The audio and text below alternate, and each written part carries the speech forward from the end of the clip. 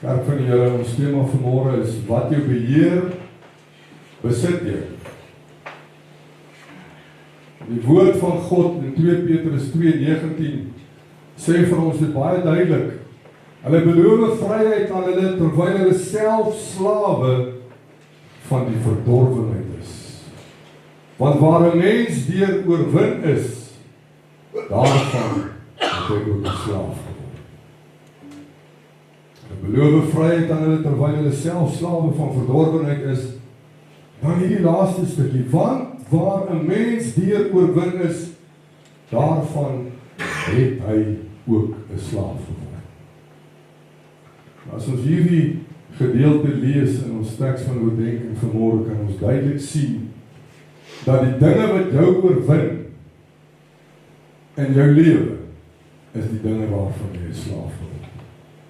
In ander woorde, dit wat jou beheer is dit wat besit neem van jou lewe. Dan wil ek hê jy moet aan jouself die vraag vra vanmôre, wat is in beheer van my lewe? Wat beheer my lewe vanmôre? Is dit dalk woede? Is dit dalk om stories aan te dra oor dinge wat ek van ander hoor en ook daarmee ander in slegte lig plaas? Wat is daar vanmôre in jou lewe wat van jou hierdie slaaf maak? Want dit kos slegs een van hierdie dinge wat op 'n manier beheer neem van jou lewe om jou dan ook in besit te hê. Die Bybel waarsku ons teen hierdie dinge, want waar die mens deur oorwin is, daarvan het hy 'n slaaf geword, sê die woord. Wie se slaaf is jy vanmôre? Wat is daar in jou lewe wat totaal beheer vat van jou denke, jou hart en jou emosies? En nou hoef ons nie eens te ver te dink nie, want ons as mense is toch so geneig om altyd eers aan die ergste dinge te dink. En as jy vanmôre vir my sê, ek kan nie my koffie los nie, of ek kan nie sonder my foon badkamer toe gaan nie, ek kan nie ophou rook nie, ek kan nie ophou drink nie, ek kan nie ophou vloek nie, ek kan nie ophou skinder nie, sê jy eintlik vir my, jy het 'n slaaf geword van hierdie dinge. Of nog beter, hierdie dinge het besit geneem van jou lewe. Totaal nou. En as daar nou iets is wat ek hierdie Joubert in sy lewe nie kan verstaan, is as iemand vir my sê, ek kan nie hierdie los nie, of ek kan nie daar nie los nie. Goodness, dis iets wat ek nie kan verstaan. Want ek is nou 'n mens, as ek my gekommit het tot iets, en ek sê, ek is nou klaar met hierdie, dan is ek klaar met dit. Hoe is dit so moeilik vir die mens om iets af te sny in die lewe? Magtig man, as jy sien iets is nie goed vir jou, of vir jou verhouding, of jou huwelik nie, los dit. Dit is so maklik soos dit. Hoekom is dit so moeilik vir die mens om in jou gees te wandel? Die vlees is dan maar regtig sterk in hierdie generasie van ons. Hy vat totaal en al beheer van jou gees. Hy speel met jou woer en maak met jou net wat hy wil. Wie plaas jy in beheer van jou lewe? Want ek wil vir vanmôre sê, kerk van die Here, as dit nie God is nie, is dit die rede hoekom jy vanmôre vir my kan sê ek kan. Dis net een rede. As God nie in beheer is van jou lewe nie, sal jy vanmôre vir my kan sê ek kan dit nie doen. En ja, jy is reg, op jou eie kan jy dit nie doen nie, want ons het God nodig om ons te versterk. Maar waar daar 'n wil is daar weg. As ek regtig iets wil doen, en ek sukkel regtig daarmee, dan gaan ek op my knieë, because the battle belongs to God, not to me. Ek kan dit nie aan myself doen nie, maar ek het God nodig, en as ek regtig waarvoor God buig en sê, Here, ek sukkel met hierdie goed, gaan die Here vir my help om dit neer te sit. My oorlede skoonpa het Lexington gerook al die jare. 'n pakkie 30 brood, daai groot is, hy het 'n hele sak vol gesit. En hy het eendag besluit, ek is klaar met hierdie goed, en hy het dit neergesit en hy het nooit weer opgedaan. Want hy wou dit doen. As jou wilskrag nie sterk genoeg is, vra vir die Here om jou te help. Wanneer jy opreg voor God gaan staan, en vir die Here vra, Here, breek hierdie kettinge vandag. Here, help my om vry te kom van hierdie dinge waarvan ek 'n slaaf geword het. Sal God vir jou help. En as jy voel dit werk nie, vas dan daaroor. As jy sien jy kry nie beheer oor daaroor nie, vas daaroor, want om te vas dwing jy hierdie vlees om onderdanig te wees aan die Gees. Ek het eendag, jare terug, het ek 'n vasgeroep in my maatskappy. En ek sê vir die manne, ons gaan vas. Droog vas van 5 uur tot 5 uur. En van die manne en vrouens het ingespring en gesê, ja, ons vas saam met julle. Maar ek los nie my sigaret nie. Nee, jy kan nie van my verwag om my sigaretjies neer te sit van 5 tot 5. Los dit eerder. Los die vas eerder. Vergeet van dit, want jy mors God se tyd. As jy nie eers dit op sy kan sit vir die Here nie, waar lê jou prioriteite in die lewe?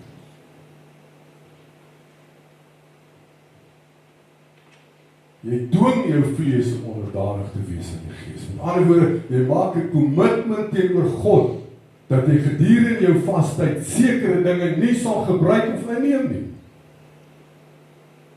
En dit is wat jou die krag sal gee deur die Gees om teen hierdie dinge wat jou beheer te kan opstaan. Want die mens se probleem is ons laat te vinnig toe dat die vlees beheer neem oor jou besluite. En wie weet vanmôre, jy word 'n slaaf van jou eie vleeslike begeertes. En jy kom dit nie eens agter. Hoekom sê die woord vir ons dat jy 'n slaaf word van die dinge wat beheer neem oor jou lewe? Want 'n slaaf is 'n persoon wat nie vry is nie. Dis 'n persoon wat onder 'n beheer of eienaarskap van iets of iemand anders staan. Met ander woorde, dis iemand wat nie die volle vryheid het om self besluite te kan maak. In die Bybelse tyd was dit ook iemand wat gedwing was om werk te doen wat 'n ander persoon bepaal. En dis presies wat jy is, wanneer jy onder hierdie slawerny van iets beland het wat totaal en al beheer gevat het van jou lewe. En in die Bybelse konteks, soos ons vanmôre lees in 2 Petrus 2, beteken dit dat 'n slaaf iemand is wat geestelik gebind word deur een of ander sonde wat jou lewe beheer. Wanneer ons aan 'n slaaf dink ons gewoonlik aan iemand wat in kettinge vasgemaak is, of dalk fisies vasgehou word, of dalk nog in 'n kamer toegesluit word, soos 'n gevangene. Want ek wil vir u sê vanmôre, daar's absoluut geen verskil tussen om 'n slaaf te wees van sonde of 'n gevangene in die tronk te wees. Albei dieselfde doel. Maar in 'n dieper konteks sal ons saam kan stem vanmôre dat dit nie net oor die fisiese slawerny gaan nie. Dit gaan oor die dinge wat jou innerlik beheer. As mense wat dalk vry lyk en voorkom, maar in werklikheid nog steeds hier binnekant 'n slaaf is van iets. Want daar sekere dinge wat totaal beheer neem van jou lewe. En dit, my broer en suster, is waarvan jy 'n slaaf geword het. Ons wees eerlik vanmôre, as woede jou beheer, is jy 'n slaaf daarvan. As sonde jou beheer, word dit jou meester, waarvan jy 'n slaaf geword het. As enige verslawing jou beheer, beteken dit niks anders as dat jy 'n slaaf geword het daarvan. selfs as vrees of bitterheid jou beheer, lei of beheer dit jou lewe en jy word 'n slaaf daarvan. En hieruit kan ons 3 baie belangrike beginsels leer vanmôre en luister nou mooi. Wat jy nie kan stop nie, beheer jou. Wat jy nie kan stop, as jy nie vanmôre vir my kan sê, hierdie kan ek nou stop nie, dan beheer dit jou. En wat jou beheer, begin jou te vorm. En wat jou vorm, begin jou lewe te rig. Dit word jou lewenstyl. En die slegte nuus is, jy is nie regtig vry. Ek doen wat ek wil, sê jy. Maar dit is nie waarheid nie. Jy doen wat jou gees teenstrydig is. Dis wat jy doen. Want as ons slawerny kan definieer vanmôre, kan ons sê, jy weet, as jy iets doen wat verkeerd is, jy kan nie stop daarmee. Jy verloor jou vrede, maar jy hou aan daarmee. Jy sê vir jouself, ek beheer dit, maar eintlik beheer dit jou. En dit, kerk van die Here, beteken, jy is nie vry nie. Jy is 'n slaaf van dit wat jy beheer. En omdat ons is wie ons is, sal ons altyd net dink aan die erger of die groter dinge wat gewoonlik beheer neem in 'n mens se lewe. En die mens is ons geneig om altyd net te verwys na die gebooie van God. Dis net daai groot dinge. Dis net daai groot goed waaroor ons behoort bekommerd te wees. En ons mis die alledaagse goedjies wat so gerieflik insluip in ons lewe en beheer neem van my lewe. Dat ons dit nie eers meer agterkom. Dis 'n baie sterk stelling vanmôre, want dit is juis hierdie alledaagse dingetjies wat ons as mens dikwels stilweg begin beheer van die lewe. Die Bybelse gedagte in 2 Petrus 2:19 is nie net oor groot sigbare sondes nie, maar oor enige iets wat jou stadig en oor tyd begin oorheers. Nou kom ons kyk gou na 'n paar voorbeelde daarvan. En ek gaan begin by die ding waarmee elke een van ons sukkel. Selfoon of sosiale media. Nou verwys ek nie na die toestel self nie, maar na die gebruik daarvan. Hoeveel van ons sal omdraai terug huis toe as jy agterkom met jou selfoon op die sitkamerbank gelos? Almal. En ja, ek weet ons het dit nodig as daar inkomende oproepe kom en vir besigheidsdoeleindes en al hierdie dinge. Maar is dit werklik die rede hoekom jy hom moet hê? Jy kan nie 5 minute gaan sonder om te kyk na jou foon nie. En in die meeste huishoudings, indien nie in elke een nie, is dit verseker die heel eerste ding waarna ons gryp in die oggend as jou oë oopgaan, en ook die heel laaste ding waarna jy kyk wanneer jy gaan slaap.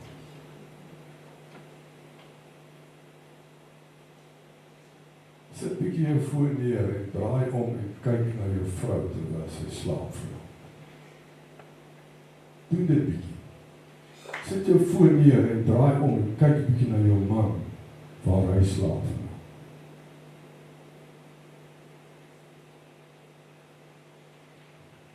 Jou baie of emosies word bepaal deur die aantal likes wat jy kry op jou TikTok page. Of deur die kommentaar of die nuus wat jy daarop lees. Ek sien gister weer een van daardie spesiale EFF oudjies wat 'n video gemaak het oor hierdie March on March wat in Suid-Afrika is die 30ste Junie. En vir die van die wat nie weet wat dit is nie, dit is om al die undocumented foreigners uit die land uit te jaag blijkbaar. Maar ek wonder hoe het hulle deur die grens gekom. Dis eintlik die vraag. wat Suid-Afrika hulle self moet vra. Maar kom ons los dit nou maar dan. Maar hierdie spesiale ouetjie waarsku al die wit mense. Dis nou hier en ek hoor. Ons word nou gewaarsku dat ons het tot die 30ste om te gee pad uit Suid-Afrika. Ek weet nie waartoe met ons gaan nie. Nou sê ek, plek sy kies die tweede, dan kan sy broers daar in by kry. Want ek druk die knoppie. As ek loop voor die 30ste, het hy 'n probleem. Maar hoekom ek hierdie met die deel is nie om jou te waarsku om daardie diens te pak en te hardloop nie, hoor. Maar om jy so 'n bietjie meer lig te gee oor die kommens wat die mense daar neerlê. Gaan lees maar 'n bietjie die kommens van die mense en jy sal presies sien wat elkeen van hulle beheer. Jy sal presies sien waarvan het hierdie mense 'n slaaf geword. As manne wat daai spesiale mannetjie vloek tot onder sy ma se klere en dan koppel hy nog 'n kleur op daar. Hierdie ouetjie het reg gekry om soveel mense te kry dat hulle met haat en woede reageer. Dit is skrikwekkend hoe die mense reageer op die werk van die Sabbat. Maar dit is niks anders as dit. Wat beheer geneem het oor jou emosies, kerk, besit ook nou jou aksies. Jakobus 4 vers 1 sê, waarvandaan kom oorlog en vegterye onder julle? Kom hulle nie hier vandaan, van julle welleste, wat in julle lede stryd voer. Ek wil vir u sê vanmôre, wanneer dit jou aandag en vrede beheer, het dit 'n meester geword van jou lewe. Met ander woorde, ek het 'n slaaf geword van dit wat nou beheer gevat het van my lewe. Hoekom aan hom enige aandag gee? Want dis wat hy wil hê. Dis wat die vyand wil hê. Hy wil hê elke wit mens moet nou in op en aans opspring en begin vloek en skel en rassisties raak. Dat hy presies gekry wat hy wil hê by ons. Hoekom? Om enige aandag gee. Dis presies wat die Satan wil hê. Kom sal ek enigstens aandag gee aan aanmerkings of dreigemente soos hier. Ek is nie onderworpe aan die vyand nie. Ek is onderworpe aan my God, die Almagtige, die Skepper van hemel en aarde. Amen. Aan hom is ek onderworpe. En ek het nie nodig om toe te laat dat hierdie dinge beheer neem van my emosies, my gedagtes en ook nie van my hart. Jakobus 4 vers 7 tot 8 sê, onderwerp julle dan aan God, weerstaan die duiwel. Elke ou wat een van daai lelike kommens daar neergelê het hom nie onderwerp aan God nie, en hy het nie die duiwel weerstaan nie. Want ek wil vir u sê vanmôre kerk, as jy onderworpe is aan God, dink jy anders, en jy reageer anders, jy voel anders, jy sien dinge anders. Ons is te vinnig om kwaad te word en haat te spreek. Hy sê, nader tot God en hy sal tot julle nader. Reinig die hande julle sondaars en suiwer julle harte, julle dubbelhartiges. Maar dieselfde ou wat daai man so gevloek het, sit dalk vanmôre met sy diakenpakkie jou voor in die kerk. Dis die hartseer gedeelte daarvan. Dis vir my die hartseer gedeelte daarvan. Wanneer woede beheer oor 'n mens begin neem, begin dit nie net in jou kop nie, dit beïnvloed jou hele hart.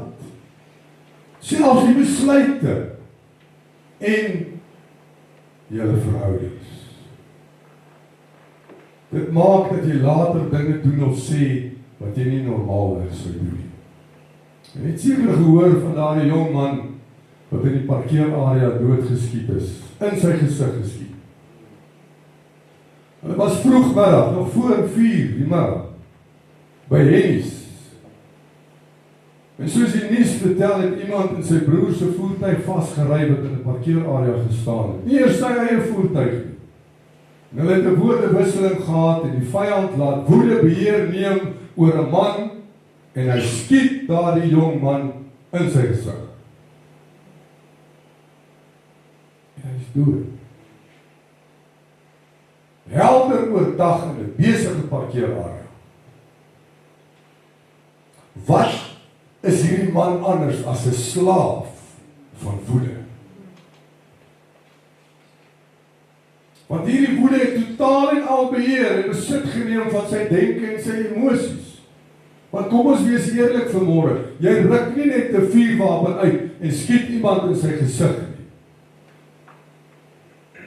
Dis waar die vyand hierdie woede laat beheer neem oor jou lewe. En guess what? Die oomblik toe hy die snelle trek, was die vyand nergens te vind. Dis nou waar hy jou los op jou eie. Jou gedryf tot daar toe, en die oomblik toe die pop op die vang straak, was hy nergens. Dan sê op jou eie.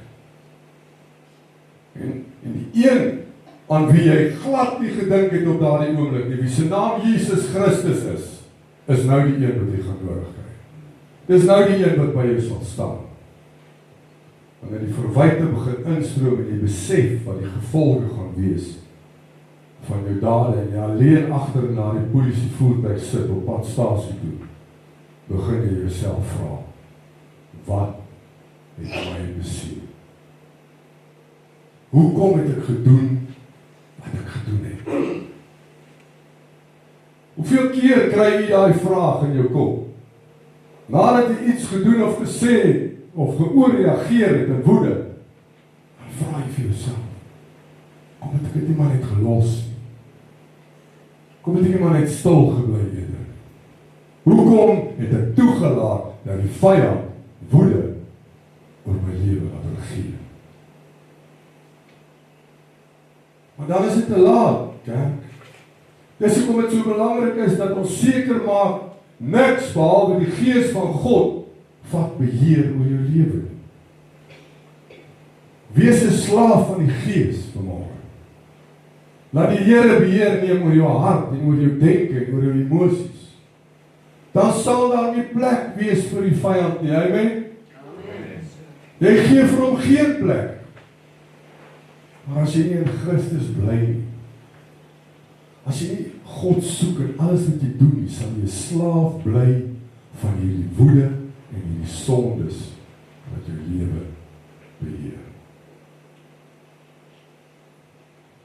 Nou wil ek myself so 'n bietjie op die skouer trek vanmôre. Ek is trots op myself. Ek is ook iemand wat so nou en dan 'n bietjie sukkel met padwoede. En ek is eerlik om dit te sê. Maar ek dank die Here dat dit al soveel beter gaan as wat dit gegaan het. Ek dink dit was Woensdag, ek kan nou nie lekker onthou nie, op pad werk toe. En ek moet in hierdie slipway inkom om op die hoofweg te kom. En ek sien toe ek nou by die rooi lig kom staan, hier staan 'n voertuig aan hierdie kant op die slipway, 'n voertuig aan daai kant reg oor mekaar in die slipway en net verby oor die rooi lig. En kyk, hulle hoef ons nie te stop nie. Kom jy breakdown, of wat neem jy om 'n sleepvoertuig ingejaag en ek kom stop voor hierdie ou. Nou die aankomende verkeer het eerste ry gang. Hulle het 'n groen liggie wat flikker met 'n pyltjie, hulle mag nou op die hoofweg klim. En ons staan en ek wag. Die lig word groen vir my. En ek kom 'n lang voertuig, vragmotor. En hy sukkel toe nou bietjie om tussen hierdie voertuie deur te kom wat nou so weerskante van die pad staan. En hy gaan nou baie stadig opwees die nou want hy wil nou mooi deurgaan. En toe hy nou deurkom en is my beurt om te ry, begin ek nou te ry normaal. En hier besluit een van hierdie seuns wat nou in een van hierdie voertuie om nou so rustig, kyk hulle kry mos so rustige saak op die pad. Niks blauw met die lewe. tot die cruiser amper op sy heupe is, dan pla dit om vreeslik van. Maar ek moet daarom bieg, ek het nie vet gegee nie. Ek normaalweg sal ek vet gee. Hierdie keer het ek nie vet gegee nie. Ek was in tweede rad en ek het net my spoed gehou wat ek normaalweg hou, maar ek het ook nie afgesluit. En toe hierdie seun nou sien, hierdie man is nou hier bo op my, skie hy so spring. En hy draai om, nou moet jy weet, hy staan nou reg langs my voertuig en ek ry baie stadig vir my. En hy gee vir my daar 'n woord, wat net in my nou kan gee. In my gesig, skreeu hy daai woord hier by my ry. En waar ek normaalweg net daar sou gestop het en uitgeklink, het ek nie 'n stukkie woede in my hart gevoel. En ek was so trots op myself. Ek ry daar verby en ek dink by myself, magtig, ek kan amper self nie glo dat ek nie nou ballistiek gegaan het nie. Dit het soos water van 'n eend se rug afgehaal. Kies wat kerk, woede het nie beheer geneem oor my lewe. Op daai oomblik, moet ek sê. En ek is dankbaar daarvoor. Maar om tot die punt te kom, dat hy in my gesig hier teen die passasiers ry, daar die woorde uitgespreek het, kan ek vanmôre sê, die gees op daardie stadium totaal en al beheer van 'n mens se lewe gevat. Van jou hart en jou denke. Soveel so dat jy nie eers 'n stukkie woede in jou hart ontvang nie. Dis net God wat dit kan regkry. Amen. In myself kan ek dit nie doen nie.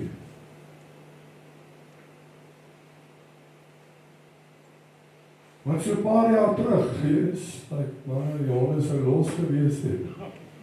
Ek kan jou 'n brief gee. Maar wat ek vir u wil sê vanmôre, as ek dit kan regkry, kan ons almal reg. Onthou vanmôre, hoe nader ons aan God begin beweeg, hoe makliker begin hierdie dinge te raak. Toe ek daar verbygaan en ek ervaar geen woede in my hart, en toe sê ek, dankie Here, dat u gees beheer gevat het oor my aksies. Wanneer jy nader aan God beweeg, verander iets hier diep binne in jou hart. Nie net jou gedrag nie, maar ook jou hele hart, jou begeertes, die manier hoe jy dink, die manier hoe jy dinge doen. Selfs wat jy sê en wanneer jy jouself besig hou met iets. Ek wil vir u sê, kerk, sonde verloor dikwels sy krag oor 'n mens, nie omdat versoeking skielik verdwyn nie, maar omdat jou liefde vir God al hoe sterker begin word. Jou aantrekking tot verkeerde dinge besig te verdwyn. Dis soos twee invloede wat teen mekaar werk. Hoe verder jy van God af leef, hoe makliker trek die sonde jou aan. Maar hoe nader ek aan God beweeg, hoe meer begin sy lig in my donker plekke wys, skoonmaak en verwyder wat nie daar hoort nie. God se teenwoordigheid werk soos 'n lig in 'n donker vertrek. 'n Donker kan jy struikel sonder dat jy iets sien waaroor jy struikel. Maar wanneer die lig aankom, kan jy duidelik sien wat reg en verkeerd is. En jy begin anders te beweeg en op te tree. En dit beteken natuurlik nie, jy word nou ewe skielik perfek nie, of dat jy nooit meer versoek gaan word nie. Daai selfde oggend, 10 km verder, toe sê die vyand, nee wag, ek gaan hom weer draai. En hier kom 'n perd hier verby my gejaag, broer, kyk, almal is verskriklik haastig elke môre, kyk daar is nood oral.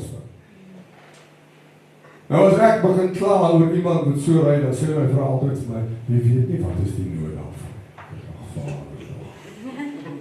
Maar dis seker maar hoe ons moet dink daaroor. En daai ou kom hier verby my, en hy krap amper my pyp af, so naby skure. En op slag is ek vol woede in my hart. En ek sê, Boetie, jy moet nou aan my kar gekrap het, dan klap ek jou oortjies vir jou vuurwapen. En toe ek dit klaar gesê, toe sê ek, maai, kyk nou net hier. Ek is nou net 10 kilos terug, bitter trots op myself gewees. En hier gaan ek alweer. So dop ons die toets, elke nou en dan. En ek sê vir myself, kan jy nou dit glo? Dis 'n bewys dat ons 'n keuse het, wat ek toelaat in my hart. Wat ons toelaat in ons gedagtes, en wat ons toelaat in ons emosies. Nader tot God, en hy sal tot jou nader. Om tot God te nader beteken jy word sensitief vir hierdie sonde, en jou hart begin dit nie meer so maklik aanvaar nie. Jy begin dink voor jy praat, jy begin bid voor jy reageer, en jy begin kies wat God behaag eerder, as wat net vir die oomblik goed voel. Jakobus 4 vers 8 sê dit so mooi vir ons, nader tot God, en hy sal tot julle nader. Daarin nabyheid bring verander. Nie deur druk van buite nie, maar deur verandering van binne, die Gees. Kerk, hoe nader jy aan God leef, hoe meer verloor sonde sy aantrekkingskrag. Hoe sterker word jou gewete en die onderskeiding, en hoe groter word jou begeerte om reg te leef. En uiteindelik, dit nie net om sonde te vermy nie, maar eerder om te sê, ek kies God. Amen. Voordat ek reageer en enige besluit neem. U weet en ek weet vanmôre, hierdie kan ons nie sonder God doen. Ons het God nodig hier. 'n Paar eenvoudige alledaagse voorbeelde hiervan is natuurlik, nommer 1, woorde wat ons uiter wat ander seer. Iemand sê iets wat jou irriteer en onmiddellik begin woede beheer van. Jy sê of spreek dinge wat daardie persoon diep braak of seer maak, soos ek wil jou nie meer sien nie, of ek wens ek het jou nooit geken nie. Jy beledig daardie persoon so, op so 'n manier, en jy besef nie hoe seer die woorde wat jy spreek op daardie oomblik iemand seer maak. In plaas daarvan om eers stil te bly, om te draai en weg te loop. Want kom ons wees eerlik vanmôre, jy kry daai 1 of 2 tipe mense wat jou irriteer as jy net hulle stemme hoor. Amen? Of ken julle nie daai nie? Nou is julle heilig vanmôre. Prys die Here, ek het 'n heilige groep hier voor my vanmôre. Jare terug voor ek nog bekeer was, het ek altyd gesê, sy gesig lyk vir my soos 'n bicycle, as ek hom sien wil ek op trap. Wie van julle ken daai gesig? Net so. Nou, dank die Here, God het my omgedraai.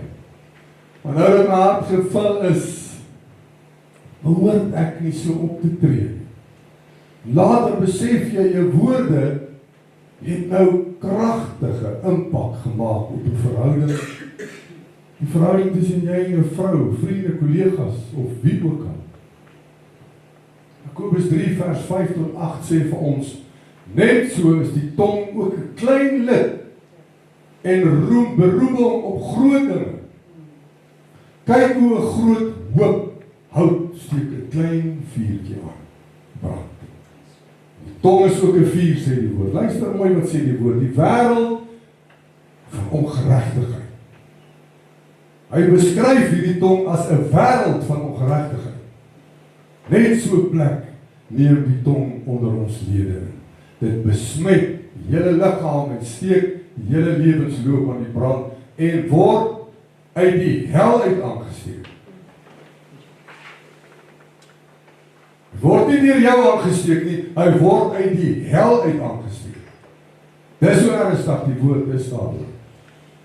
Want elke soort natuur, luister nou hier, van wilde diere en voëls en kruipende sowel as seediere word getem en is getem deur die menslike natuur.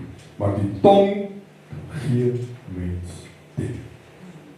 Dit is 'n onbedwingbare kwaad vol dodelike gif, sê die Woord.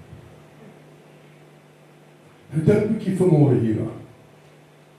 Het jy al daai ou gesien wat in die leeuhok ingaan en dan kom die leeu's aangehardloop en dan spring hulle bo op hom en val hom onderste bo en hulle is boer om en speel met hom soos wat honde dit doen. Hoeveel mense ken jy wat nie lekker is nie, maar hulle het spinnekoppe en goed in hulle huise. Sulke groot goed in vistanks, dan haal hy hom nog uit ook en laat loop die ding op hom. Slange, mense wat saam met slange in 'n bed slaap. Leeu's, enige ding waarin jy kan dink, wat kan getem word, met ander woorde, hy kan mag gemaak word, hy kan geleer word, olifante in die sirkus, dink aan die sirkus, aan al hierdie magtige diere, wat kan getem word, wanneer die Woord sê, die tong kan nie getem word. Dit is skrikwekkend. Daarom sê die Woord vir ons, bid vir Here, laat 'n wag voor my mond. As ons na die volgende vers kyk, dan sien ons, dis dieselfde tong waarmee ek die Here loof. Dieselfde tong wat ek gebruik om mense mee seer te maak. Jakobus 3:9-11 sê, daarmee loof ons God en die Vader, en daarmee vervloek ons die mense, wat na die gelykenis van God gemaak is. Uit dieselfde mond, sê die Woord, kom seën en vervloeking. Dit, my broeders, behoort nie so te wees nie. Dis die Woord wat dit sê, nie ek nie. 'n fontein laat tog nie uit dieselfde oog vars en bitter water op nie. Dis waarmee ons sukkel. Nommer 2, onbeheerste reaksies in die huis as ouers. Of gesinssituasies frustreer jou en jy skree op jou kinders of lewensmaat oor klein goedjies omdat jy nou geïrriteerd is. En op daardie stadium word die woede groter as die werklike probleem. Vriendskappe wat opbreek oor hierdie dinge. 'n Vriend maak 'n fout of sê iets net verkeerd en jy sny daai verhouding af sonder om te praat daaroor of om te vergewe. Wat gebeur nou? Woede neem die plek in van begrip. En jy word 'n slaaf daarvan. Dan impulsiewe besluite. Jy is kwaad en stuur 'n boodskap of jy maak 'n telefoonoproep en neem 'n besluit in die oomblik en later is jy spyt omdat dit skade of dalk misverstand veroorsaak. Ek het myself al baie gekry in die ingewing van die oomblik. Dan reageer ek op iemand se e-pos en ek is woedend. En my vingers kan nie vinnig genoeg tik nie, man. En net so voor ek hierdie boodskap stuur, dan besef ek, raak eers 'n bietjie rustig. Gaan dink eers 'n bietjie na oor die saak, voordat jy reageer. Dan innerlike bitterheid. Jy hou hierdie woede binne in jou, jy glimlag, maar in jou hart draai jy die situasie om en om en om. Dit verander in bitterheid en maak dat jy mense begin wantrou. Daarom is dit so belangrik, veral in jou huwelik of jou verhouding, om te praat oor die dinge wat jou pla. Maar in party verhoudings kry jy mos net een wat die spreekbeurt het. Nou is jy al mens van wat in die kerk. Dis nie hoe mense dinge uitpraat nie. Een kry nie al die praat tyd nie, en die ander moet maar net luister nie. Nee, werk nie so nie. Geef mekaar 'n kans om te praat oor dinge. Wag tot jou man klaar gepraat het. Ek weet, dit is moeilik vir my susters. Ek kan nie wag nie. As jy die tweede woord begin praat, dan wil sy sommer die sin vir jou klaar maak. Gee net so 'n bietjie kans, dat hy ook net ietsie sê. Gee mekaar 'n kans. Luister na wat hom pla, en dan kan jy jou mening gee. Ek bring my weer terug na die sleutel van sukses in enige verhouding, huwelik of situasie. Hoe nader beide van ons op God begin leef, hoe meer kom Jesus se karakter weerspieël in elke een van ons en hoe makliker word dit. Nie vir my sê jy die Here in jou hart, maar jy vloek en skreeu soos 'n matroos. Jy lieg, man. Jy druk mense van die pad af en jy staan kwaad op elke oggend soos 'n seekoeibil. Hulle sê 'n seekoei staan kwaad op in die môre. Hy is kwaad gebore. Hy bly kwaad. Jy het verseker die Here in jou hart. Nou sê ek nie dat almal maar net oor jou loop nie. Dis nie wat ek sê nie. Ek dink baie daaraan dat die mense wat vir my werk, het die gedagte van, ag, hy is nou 'n pastoor. Hy mag my nie aanspreek. Hy kan my nie hard hanteer nie, want hy is mos 'n kind van die Here. Hy is 'n man van God. Hy mag my nie aankla nie, hy mag my ook nie wegjaag nie. Hy is dan 'n pastoor. Ek het nie vir jou broer. Die Here het my in beheer van hierdie besigheid gesit, sodat ek kan kyk daarna. En as jy iets doen wat nie in lyn is nie, dan sal ek vir jou praat. Hoekom? Want God het my aangestel oor dit. En ek wys vir God dat ek kyk na dit waar hy my toevertrou. As ek niks doen daaraan nie, wys ek vir God dat ek nie worry oor die besigheid wat hy vir my gegee het. Dis nie my besigheid nie, dis God se. Ek is slegs in beheer gesit daarvan. En dan natuurlik fisiese of verbale uitbarstings. In uiterste gevalle kan woede lei tot die gooi van goed, skreeu, beklei of aggressiewe taal wat verhoudings en selfs jou toekoms kan benadeel. Dis alles iets wat beheer vat van jou lewe. Dis nou wanneer iemand begin kasdeure toeslaan, goed rondgooi en selfs breek in die huis en bewys hy of sy is nou nie gelukkig. Nou dan die Here, hy het nie vir my so 'n vrou gegee. Want as jy nou vir hierdie jou wêreld omkrap, jy my kasdeur toeslaan.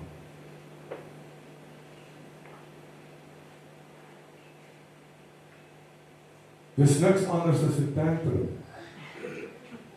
Ja, daar is volwasse manne en vroue wat nou nog tantrums gooi. Hulle lag.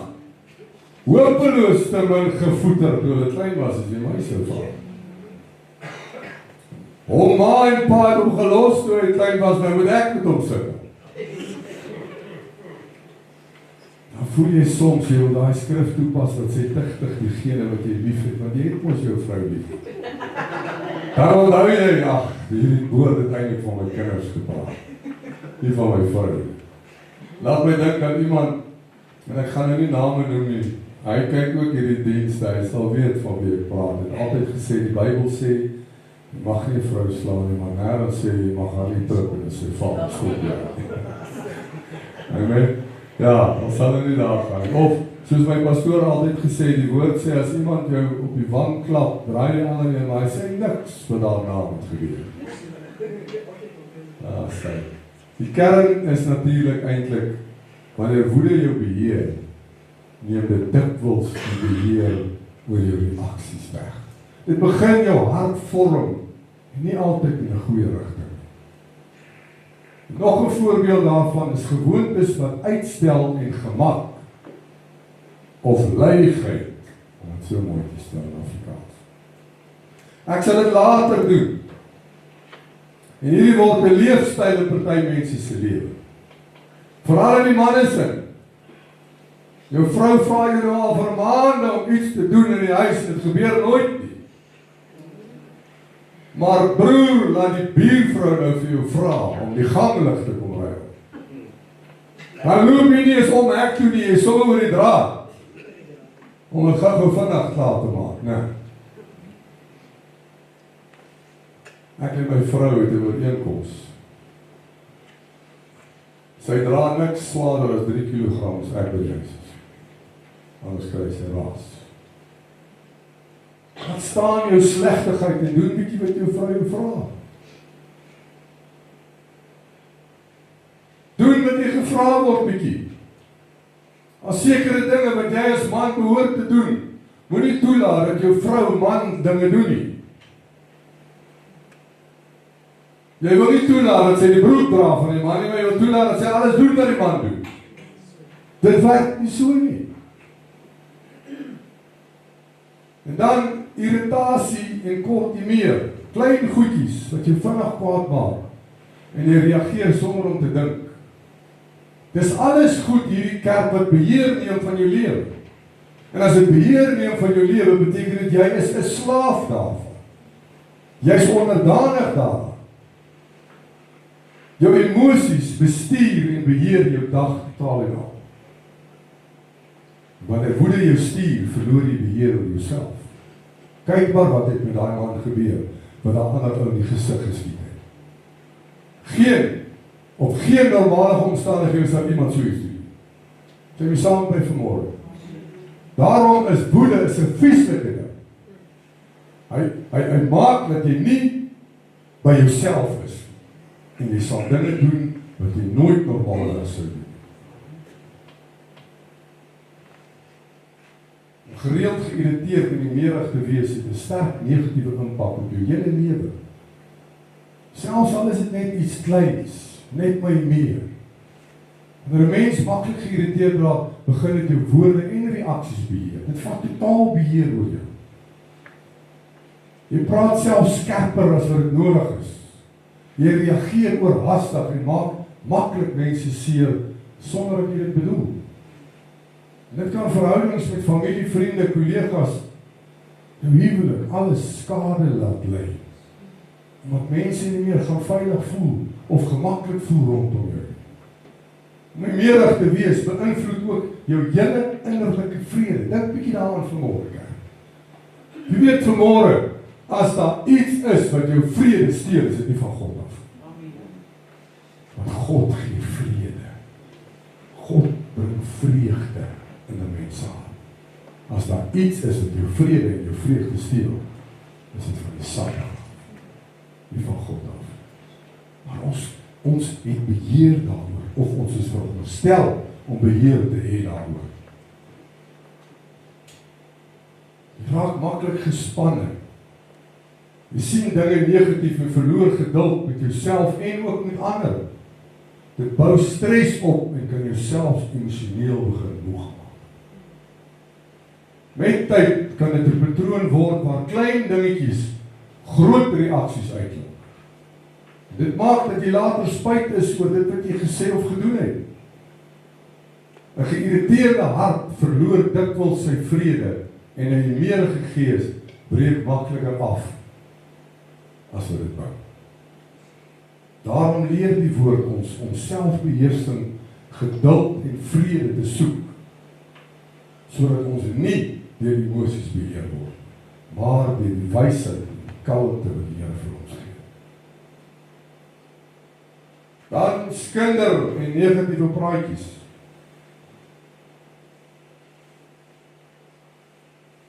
As jy nie kan ophou skinder nie, of ophou negatief praat nie, beteken dit beheer geneem van jou lewe.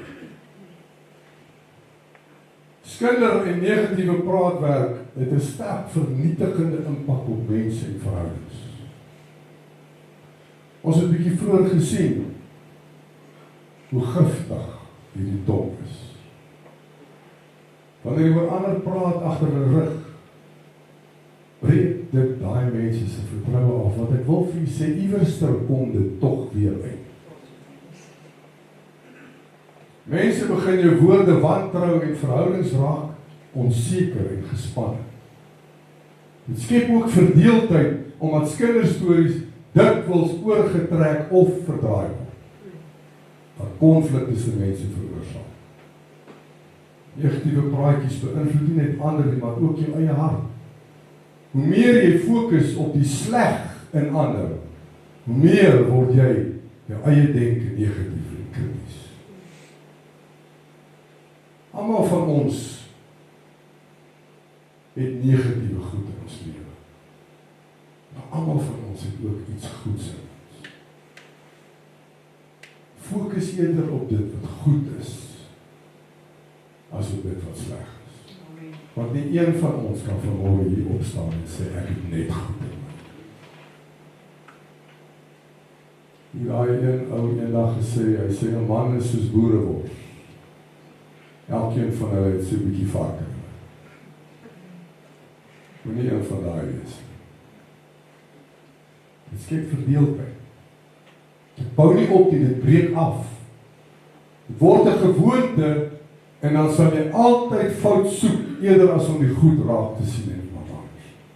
En uiteindelik bring skinder nie vrede nie, maar spanning, skuldgevoel en gebroke verhoudings.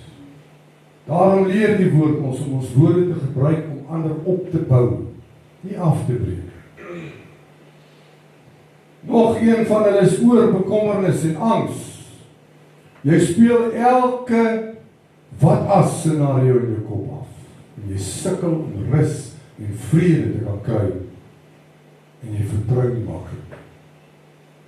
Oor bekommernis het verskeie negatiewe aspekte op 'n mens se lewe. Dit steel jou vrede.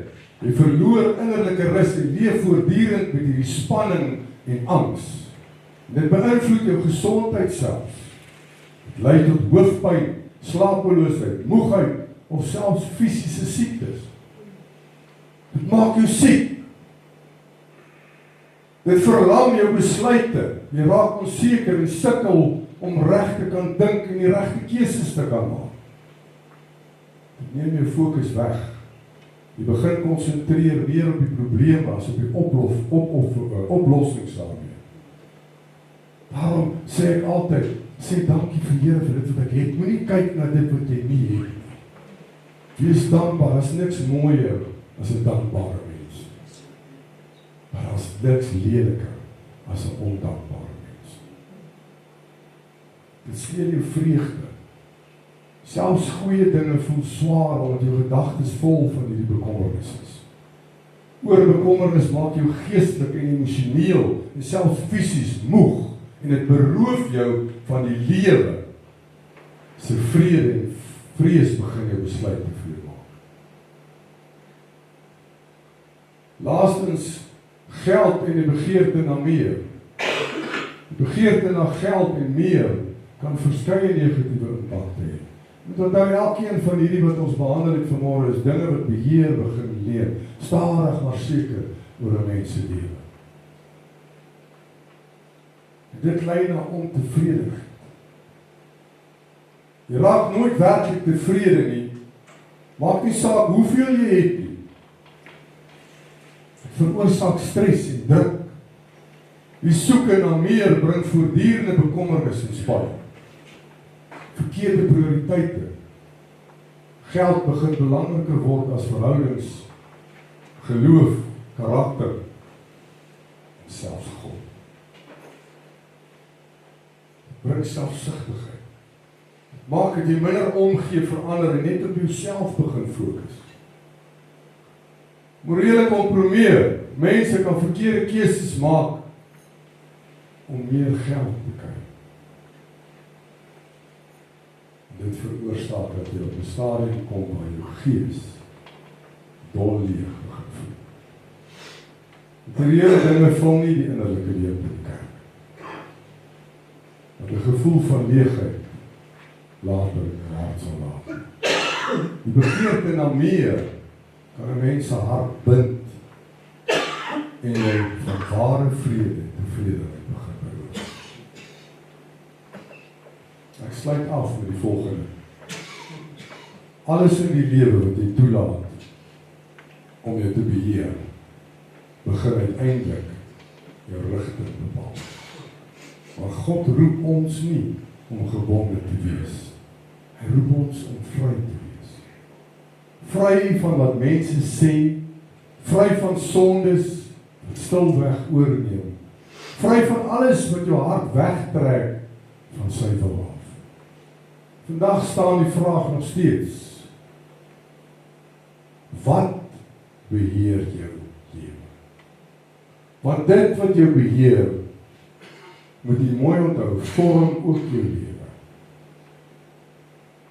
En dit wat jou lewe vorm, is wat jou toekoms gaan bepaal.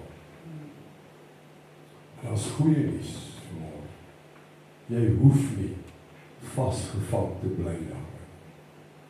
In Christus is daar krag om los te kom en vry te kom, om vergifnis opnuut weer van vooraf te kan vind by God en van vooraf te begin en in sy genade te begin leef.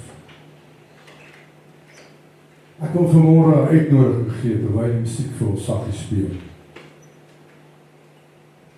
As jy vandag voel dat daar iets is wat beheer het, of dit jou gedagtes, jou gewoontes, of van jou emosies is, of dit dalk mense se goedkeuring is, bring dit vandag na die Here. Gee dit vanmôre vir die Here. Moenie dit langer dra nie. As daar enige iets is, en ek gee nie om wat dit is vanmôre. Ek wil vir sê vanmôre kerk, God kyk nie net na die groot dinge. Selfs die klein goedjies wat ons terughou in die lewe. Die klein goedjies wat ons weghou van die Here af. Die klein goedjies wat ons keer om nog 'n bietjie nader aan God te kom. Dis waarvan ek praat vandag. As daar iets is waarmee jy sukkel, wat jy weet, beheer neem oor jou lewe. As daar iets is waarvan jy vanmôre kan dink, waarvan ek 'n slaaf is vanmôre, gee dit vir die Here. Moet dit nie langer dra nie. God staan vanmôre met sy arms oop. Kom gee vandag beheer aan God. Want hy is die enigste een wat jou lewe regtig kan lei. Want wanneer hy jou lewe besit, vind jy ware vryheid. Maar is nie 'n beter plek om te wees as by die voete van Jesus. Laat die een wat jou geskaap het, laat jou maker die een wees wat jou ook lei vanmôre. Gee vanmôre dit wat jou beheer en waarvan jy 'n slaaf geword het vir die Here. En hy sal jou vry maak vanmôre. Kom ons bid saam. Terwyl elkeen se oë gesluit is en niemand rondkyk, wil ek hier net daar waar jy sit vanmôre. As jy vanmôre ervaar dat die Gees vir jou iets identifiseer wat jy weet jy nog 'n slaaf van is vanmôre, steek net jou hand vinnig op en sak dit weer.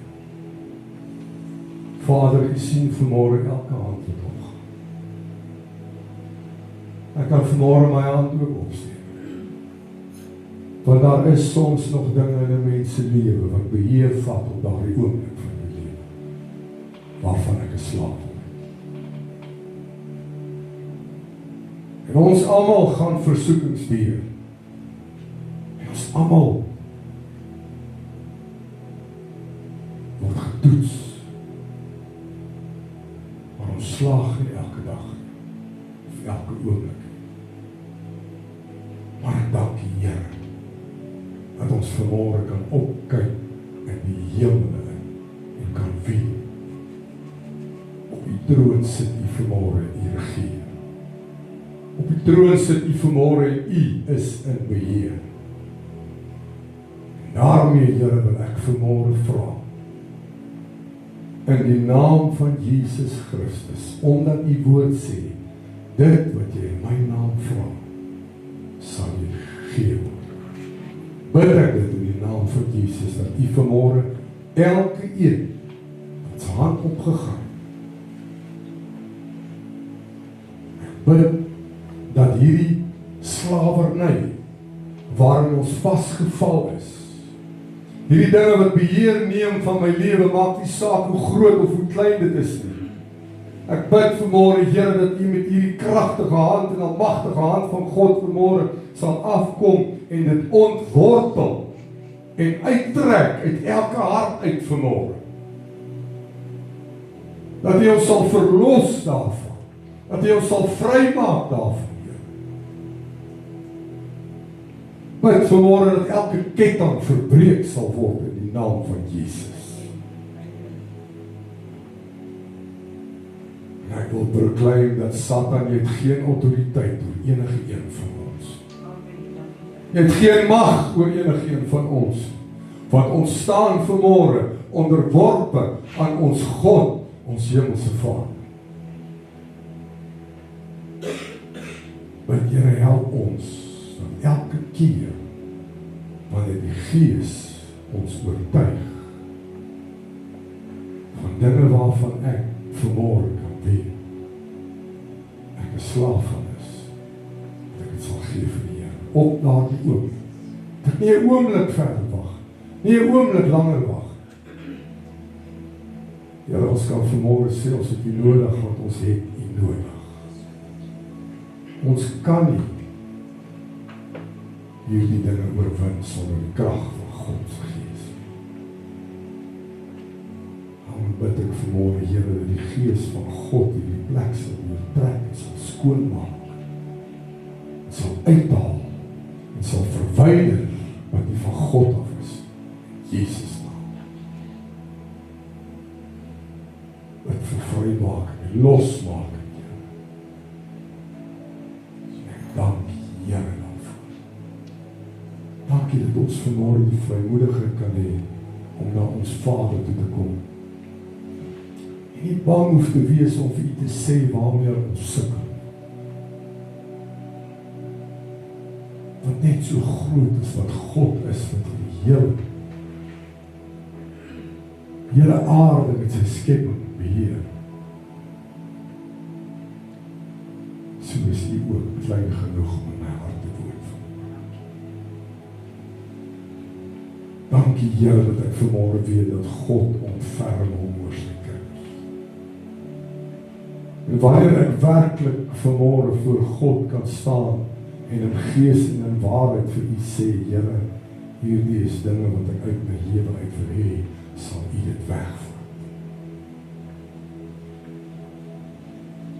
Maar ek bid, Here, dat wanneer ons hier uitstap, dat ons nie sal vergeet wie ons in Christus is. Dat ek sal ophou net praat en begin doen wat God van my verwag as kind van die Here.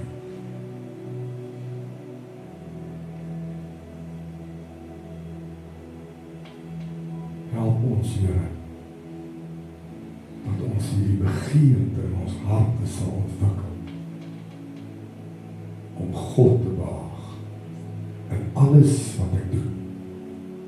Nie net in 99% van my doen en late nie, maar in 100% van alles wat ek doen, dat ek in die wil van God sal doen, dat ek in die plan van God sal bly.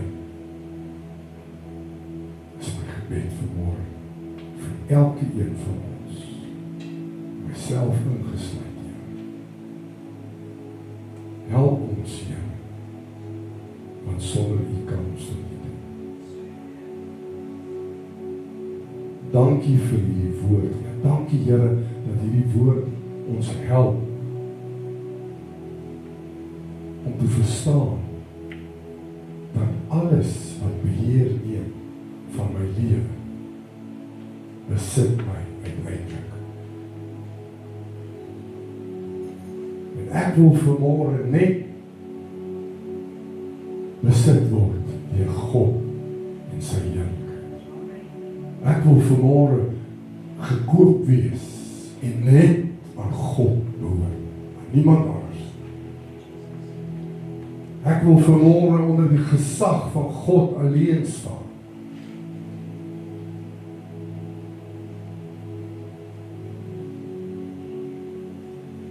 Nader tot God en hy sal tot jou nader. Weerstaan die vyand en hy sal van jou wegvlug. Dankie, Here.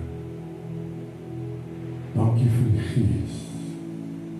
Dankie vir die liefde, Here, wat ons elke dag omvang. Dankie dat ons vanmôre weet dat daar is nie 'n oomblik wat God ons net alleen los. Dankie dat ons vanmôre weet U is met ons. U is by ons.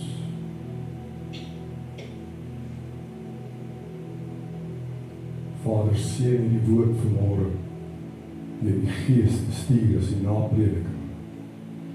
En dat ons harte sal bly. Dat ons wat ons vanmôre geleer het, gaan toepas by die huis. Dis waar het begin. Dis waar ons het begin toepas. Daarmee leef ons het uitver. Baie dankie, Here, vir die oggend. Dankie dat ons ook vanmôre kan deel hier aan die tafel. As hierdie tafel nie die rede is vir ons om te nader tot God, dan weet ek. En ek bid, dat wanneer ons deel gaan hê aan hierdie tafel vanmôre, dat ons werklik waar ons self sal oorgee, en volle oorgaan, en onderdanig bly aan God, ons skepper en ons maker. Terwyl ons die tafel gaan gebruik vanmôre, Here, herinner dit ons weer eens aan dit wat Jesus Christus vir elkeen van ons in die kruis gedoen het. En daarmee wil ons vir U sê, dankie Jesus. Dankie dat U deurgegaan het wat U deurgegaan het. Dat ons vanmôre sonder dat ons enigstens 'n prys betaal het. Want elke keer wat God se seun gemartel was, moes dit eintlik ek gewees het waar ons staan.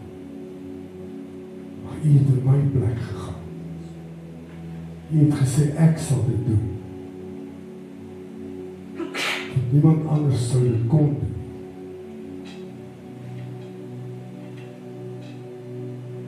Seën hierdie tafel vanmôre, Here.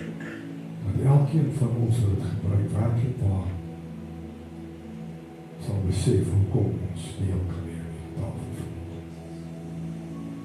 Ek bid dit in die wonderlike naam, die soetste naam, die naam bo elke naam, en sy naam is Jesus.